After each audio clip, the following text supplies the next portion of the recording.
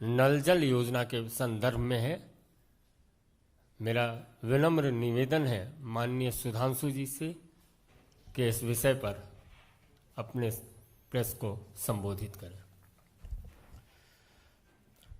मित्रों, जैसा आप सभी को ज्ञात है कि भारतीय जनता पार्टी के स्थापना दिवस कार्यक्रम से, चूंकि यह स्थापना दिवस स्वतंत्रता के अमृत महोत्सव वर्ष में पड़ रहा है, तो माननीय प्रधानमंत्री जी ने पूरे एक पखवाड़े को सामाजिक न्याय पखवाड़े के रूप में मनाने का निर्णय लिया, जिसमें हर दिन अलग अलग कल्याणकारी योजनाओं के विषय में जागरूकता के लिए पार्टी के कार्यकर्ता, पदाधिकारी, सांसद, विधायक सभी लोग जनसंपर्क करेंगे। चूंकि ये वो महत्वपूर्ण विषय हैं जो कि स्वतंत्रता की सार्थकता के लिए परम आवश्यक है। उसी संदर्भ में आज का विषय जल जीवन मिशन से संबंधित है।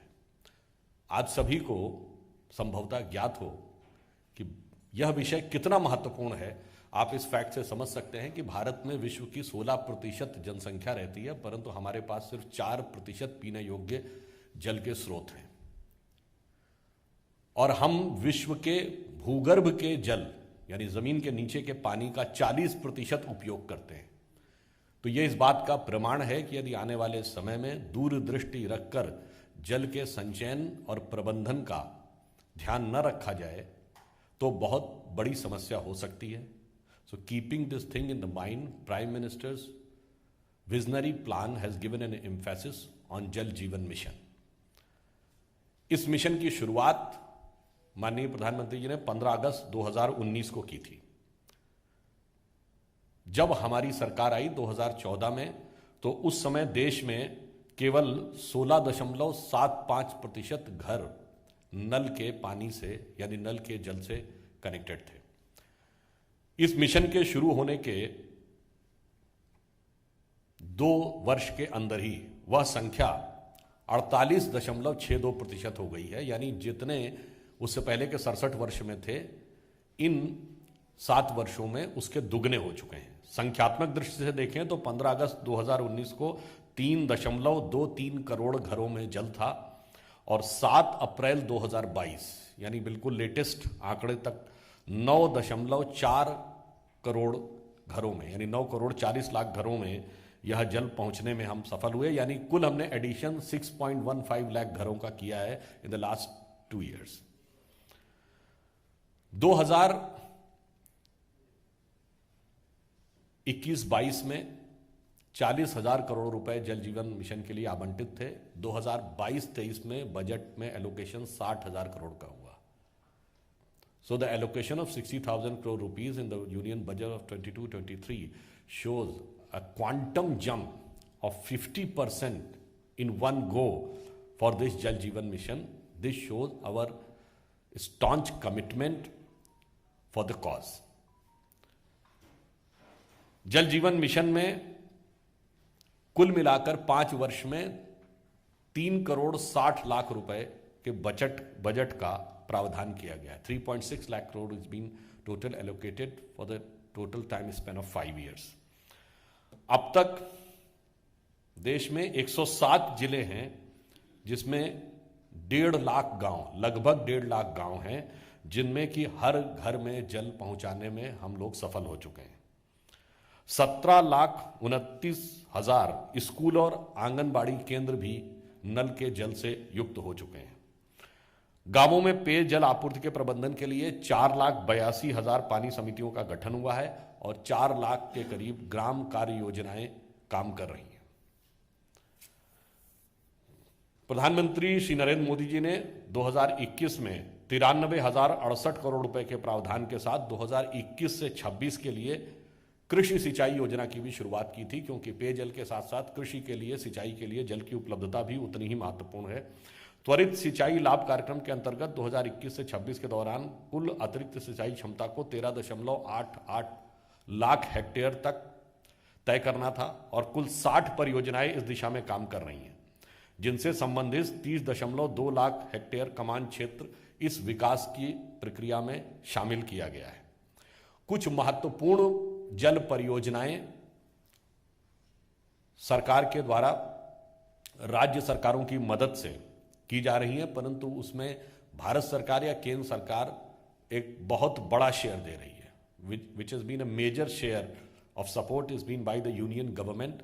फॉर एग्जाम्पल, रेणुका जी बांध परियोजना हिमाचल प्रदेश और लखवार बहुउद्देशीय परियोजना उत्तराखंड, ये 2 राष्ट्रीय परियोजनाएं जिनमें 90% केंद्र के द्वारा प्रावधान किया जा रहा है। 90% is been funded by the union government, और इन परियोजनाओं से यमुना बेसिन में जल के भंडारण का कार्य होगा, और जिससे उत्तर भारत के 6 राज्यों जिसमें दिल्ली, हिमाचल प्रदेश, उत्तराखंड, उत्तर प्रदेश, हरियाणा और राजस्थान में जल की आपूर्ति भी होगी।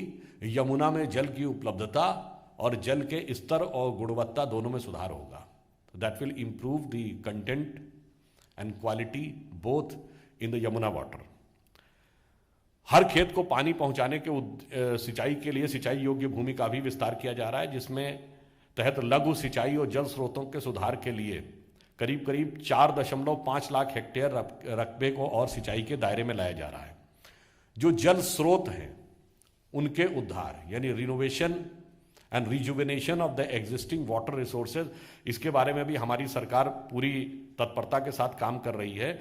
और इसके लिए जो काम राज्य सरकारें या क्षेत्रीय स्तर पर किया जा रहा है, उसमें जो यूनियन गवर्नमेंट का कंट्रीब्यूशन है उसको 25% से बढ़ाकर 60% किया जा रहा है, ताकि वो और प्रभावी ढंग से कार्य करते रह सकें। जैसे तालाब या अन्य जल स्रोत हैं जो सूख गए हैं, उनको पुनर्स्थापित करके पुनर्जीवित करके उनको संचालित करने का यह कार्य सरकार के द्वारा किया जा रहा है।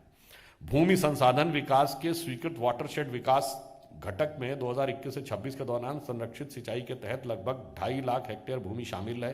करने के लिए 49.5 लाख 49 लाख हेक्टेयर वर्षा सिंचित और अनुपजाऊ भूमि को कवर करने का प्रयास किया जा रहा है। यानी एक बहुत मैसिव ये प्लान है कि 49.5 लाख हेक्टेयर वह भूमि जो केवल वर्षा पर आधारित है अथवा अनुपजाऊ है, उसको किस प्रकार से सिंचाई के दायरे में लाने का प्रयास किया जाए।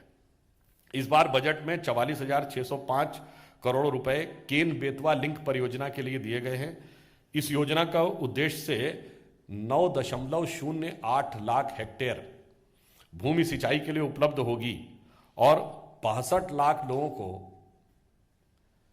पेयजल की उपलब्धता सुनिश्चित होगी। और इतना ही नहीं, इससे जो हाइडल पावर भी और सोलर पावर दोनों, तो इसके साथ 103 मेगावाट हाइड्रो पावर और 27 मेगावाट सौर ऊर्जा की उपलब्धता भी सुनिश्चित होगी। और ये बहुत महत्वपूर्ण परियोजना, आपको ध्यान हो कि उत्तर प्रदेश चुनाव से पहले भी प्रधानमंत्री जी ने जब इस योजना का उल्लेख किया था तो उन्होंने इसका महत्व को रेखांकित किया था।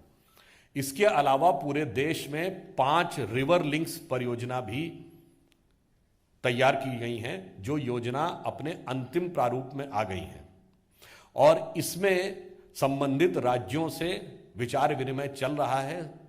संबंधित राज्यों के साथ सहमति के साथ ही यह परियोजनाएं प्रारंभ हो जाएंगी। वो 5 परियोजनाएं हैं, दमनगंगा और पिंजाल, दूसरी है पार, तापी और नर्मदा, तीसरी है गोदावरी कृष्णा और कृष्णा पेन्नार कावेरी। इनके ड्राफ्ट फाइनल स्टेज में है, ड्राफ्ट तैयार हो गए हैं। Draft has been finalized. The negotiation with the various state governments which are falling in these areas is in the final stage. The moment the final settlement will be there, उसी के साथ the funds will be released by the union government. तो केंद्र सरकार के द्वारा जो धन का आवंटन है वो तत्काल कर दिया जाएगा जैसे ही संबंधित राज्यों में अंतिम सहमति हो जाएगी। तो हम लोगों का उद्देश्य ये था कि जल जो अत्यंत महत्वपूर्ण चुनौती आने वाले वर्षों में बनने जा रहा है। आप लोगों ने बहुत सारी बातें सुनी होंगी कि बहुत सारी रणनीतिक नीतियां, the strategic policies in today's even global scenario is been targeted towards the availability, future availability of the water. तो अंत में सिर्फ यह कहना चाहूंगा, पानी एक ऐसी चीज है जो जीवन के लिए बहुत आवश्यक है और यह स्वतंत्रता का अमृत महोत्सव वर्ष है। तो पानी का एक अर्थ यह भी होता है कि मन में अगर पानी है तो मतलब स्वाभिमान की भावना, वो राष्ट्र के अस्तित्व के लिए भी आवश्यक है।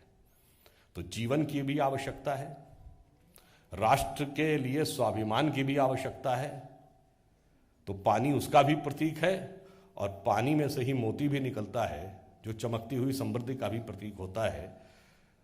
तो प्रधानमंत्री जी का जो व्यापक विजन है वो कहीं ना कहीं उस भारतीय समाज की गहरी सोच से प्रेरित है, जिसे रहीमदास जी ने एक पंक्ति में कहा था, रहीमन पानी राखिए बिन पानी सब सून और पानी गए न उबरे मोती मानस चून।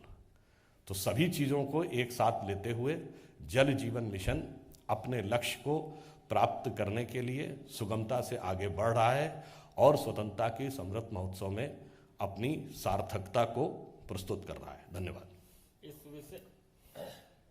इस विषय से संदर्भित कोई भी प्रश्न हो तो सादर आमंत्रित है। प्लीज आपसे मैंने आग्रह किया, इस विषय से संदर्भित यदि कोई प्रश्न हो, मैं आपसे आग्रह कर रहा हूं कि इस विषय से संदर्भित यदि कोई प्रश्न है।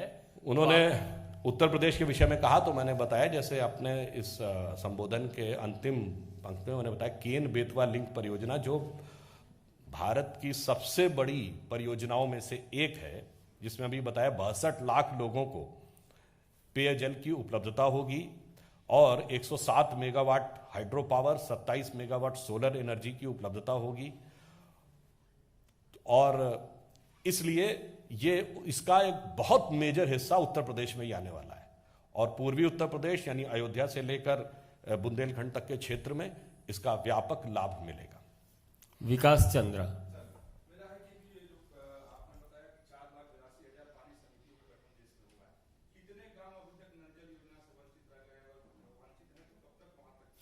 इस संदर्भ में मैंने जैसे आपको बताया कि 16% ग्रामीण घर 2014 से पहले थे जो 49.5% हो गए। सरकार का यह लक्ष्य है कि 2024 तक सभी ग्रामीण घर नल जल से युक्त हो जाएं। तो यानी उसके अनुसार लगभग 2 वर्ष का समय। और कोई प्रश्न?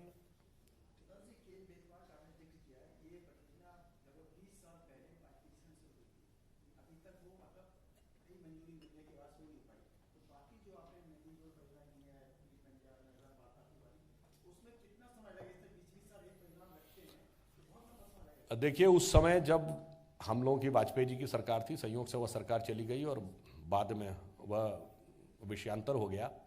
परंतु जो हमने बताया, जिन 5 नदी रिवर लिंक्स प्रोजेक्ट्स यानी नदी जोड़ने वाली परियोजनाओं की बात है, इसके विषय में जो ड्राफ्ट रिपोर्ट है वो फाइनल स्टेज में हो गई है।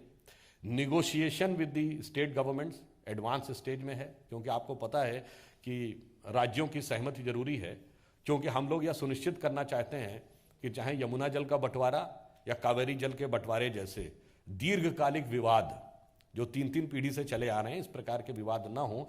इसलिए योजना को अंतिम प्रारूप देते समय ही राज्यों के साथ अंतिम सहमति हो जाए, तो वो अंतिम चरण में है। और जैसे ही मैंने जैसे बताया कि जैसे ही वो राज्यों में सहमति पर मोहर लग जाएगी, तुरंत संबंधित राशि का विमोचन हो जाएगा।